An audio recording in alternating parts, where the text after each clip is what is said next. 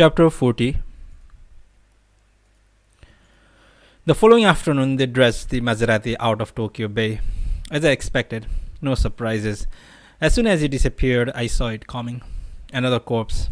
The rat, Kiki, May, Dick North, and now Gotenda. 5. One more to go. What now?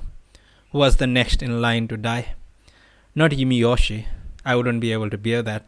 Yumiyoshi was not meant to die. Okay then, Yuki? The kid was 13. I couldn't let that happen to her. I was going down the list, as if I were the god of doom, dealing out orders for mortality. I went down to Akasaka police station to tell Bookish that I'd been with Gotanda the previous night, until right before his death. Somehow I thought it was the right thing to do, though naturally I didn't mention Kiki. That was a closed book. Instead, I talked about how exhausted Gotanda had been and how his loans were piling up, the problems with work, the stresses in his personal life. Bookish took down what I said. Unlike before, he made simple notes, which I signed. It didn't take an hour. People dying left and right around you, eh? He said. At this rate, you'll never make friends and influence people. They start hating you, and before you know it, your eyes go and your skin sags. Not a pretty prospect.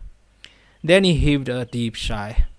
Well, anyway, this was a suicide, open and shut case. Even got witnesses. Still, what a waste. I don't care if he was a movie star. He didn't have to go blitzing a Maserati into the bay, did he? Ordinary Honda Civic or Toyota Corolla would have done the job. It was insured. No, sure. Insurance never covers suicides, Bookish reminded me. Anyway, you can go now. Sorry about your friend, and thanks for taking the trouble to come in, he said as he saw me to the door. May's case isn't settled yet, but the investigation's still going on. For a long time after, I walked around feeling as if I'd killed Gotenda. I couldn't rid myself of the weight. I went back over all the things we'd talked about that night. If only I'd given him the responses he'd needed to sell himself. The two of us might be relaxing on the beach in Maui right now. No way. Gotenda had made up his mind from the beginning. He'd been thinking about plowing that Maserati into the sea all along. He'd been waiting for an excuse. It was his only exit. He'd already had his hand on the doorknob, the Maserati in his head sinking, the water pouring in, choking him over and over again. May's death had left me shaken. Dick North's death sad and resigned. But Gotanda's death lay me down in a lead-lined box of despair. Gotanda's death was unsalvageable. Gotanda never really got himself in tune with his inner impulses.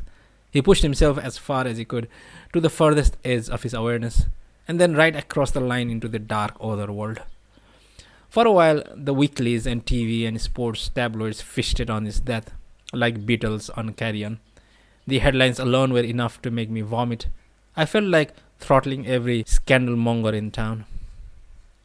I climbed into bed and shut my eyes. Cuckoo, I heard May far off in the darkness. I lay there, hating everything. The deaths were beyond comprehension, the aftertaste sickening. The world of the living was obscene. I was powerless to do anything. People came and went, but once gone, they never came back. My hands smelled of death. I wouldn't be able to wash it off like Gotenda said. Hey shipman, is this the way you connect your world? Threading one death to another? You said it might already be too late for me to be happy. I wouldn't have minded that, but why this? When I was little, I had this science book. There was a section on what would happen to the world if there was no friction.